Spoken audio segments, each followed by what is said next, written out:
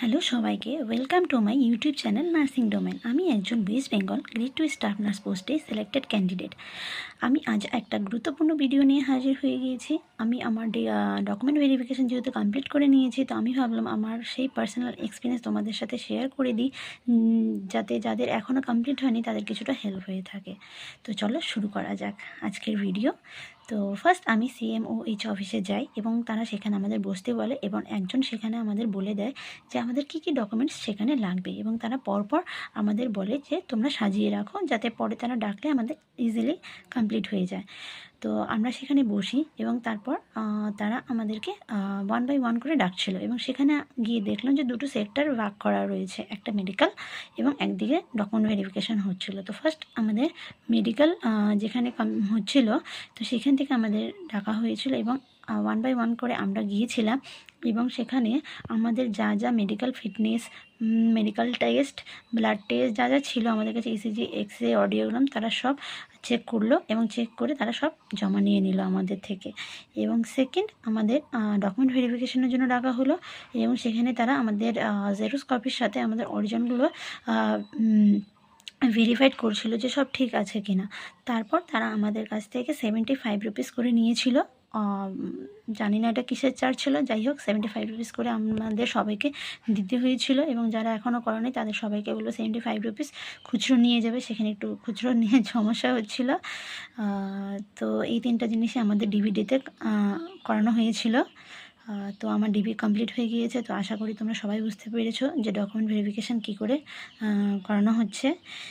এবং identification sorry, তোমাদের একটা কথা বলা হয়নি। তো যখন আমাদের মেডিকেলের সব কিছু নিল এবং তারা পরে আমাদের আবার ডেকেছিল, এবং সেখানে তারা একটা রেজিস্টার কপির মধ্যে আমাদের সকলের নাম, এজ সব লিখে আমাদের যে মেমো নাম্বার সব কিছু লিখছিল, এবং সব লেখার পর আমাদের হাতের ফিঙ্গারপ্রিন্ট নিয়েছিল এবং আমাদেরকে সাইন করতে বলা হলো। এবং লাস্ট আরও একটা কপি ছিল যেখানে সব ক্যান্ডিডেটদের আইডেন্টিফিকেশান মার্ক বলতে বলা হয়েছিল, এবং সেটা তারা 1 বাই 1 করে লিখছিল সব ক্যান্ডিডেটেরই। তো আইডেন্টিফিকেশান মার্ক বলতে তোমরা এমন একটা মার্ক বলবে যেটা অন্যের কাছে নেই এবং তোমার কাছে শুধু থাকে, এবং বাই বার্থ কোনো যদি তোমাদের কাছে মার্ক থাকে সেটা বেশি ভালো। তো তোমরা সেমন একটা মার্ক বলে দিবে, আইডেন্টিফিকেশান মার্কটা সেখানে লাগছে। তো নেক্সট টপিক হলো অ্যাপয়েন্টমেন্ট লেটার এখনও আসেনি, কী করব। তো অ্যাপয়েন্টমেন্ট লেটার না আসলেও কোনো অসুবিধা নেই, আমাদেরকে বলে দিয়েছে। কারণ অ্যাপয়েন্টমেন্ট লেটার আমরা যা দেখেছি সেখানে কিছুই ছিল না, শুধুমাত্র আমাদের যে পোস্টিং অর্ডার যেই পেজে আমাদের নাম ছিল সেটাই তারা প্রিন্ট আউট করে দিয়ে দিয়েছিল। তো তারা বলেছে কোনো ম্যাটার না, আসলেও চলবে না আসলেও চলবে, তোমাদের পোস্টিং অর্ডারটা নিয়ে গেলেই হয়ে যাবে। ইউনিফর্ম, তো ইউনিফর্ম কী নেবে, ইউনিফর্ম ড্রেস তো সবাই জানো, এবং তার সাথে আমি বলবো ব্যাচ, ফিমেলসদের জন্য ক্যাপ এবং শু সবার জন্যই তোমাদেরকে নিতে হবে। তো মানে ফার্স্ট ডেতে তোমাদের ফুল সেট পরেই যেতে হবে। তো পুরো সেটটাই নেবে, আমি বলবো একবার ভালো মতো চেক করে নাও, যদি কারোর কাছে না থাকে বা কোনো কিছু তোমরা ক্যাপ বা কিছু তোমরা যদি এখনও না নিয়ে থাকো তো সেটা নিয়ে নেবে।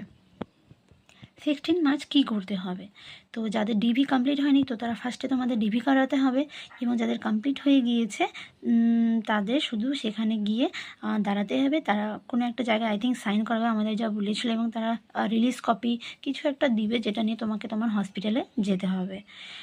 তো এখন আমার সেটা জানা নেই, বাট তারা এটা বলেছিল, আমি সেটাই তোমাদেরকে বলে দিলাম। যাদের ডিবি কমপ্লিট হয়ে গেছে তাদেরকে আবার 16তে ডকুমেন্ট নিয়ে যেতে হবে। তো যাদের কমপ্লিট হয়ে গেছে CMOH অফিসে তোমাদেরকে কোনো ডকুমেন্ট লাগবে না, তারা বলে দিয়েছে। বাট তোমার হসপিটালে তুমি জয়েন করবে, সেখানে তোমাদের হসপিটালে যে যে রিকোয়ার্ড ডকুমেন্ট রয়েছে সেখান থেকে শুনে নেবে, এবং সেই রিকোয়ার্ড ডকুমেন্টগুলো তোমাদেরকে হসপিটালে জয়েন করার সময় সেগুলো নিয়ে যেতে হবে। তো এই ছিল আজকের ভিডিও, আশা করি ভালো লেগেছে তোমাদেরকে, এবং তোমাদের যদি এই জয়েনিং প্রসেস রিলেটেড কোনো কোয়ারি থাকে কমেন্ট করে দেবে, আমি নেক্সট ভিডিওতে সেই কোয়ারিগুলোর অ্যান্সার দেওয়ার চেষ্টা করব যদি আমি জেনে থাকি। তো তোমাদের হেল্পফুল বলে মনে হলে like, comment and subscribe my channel, and thank you.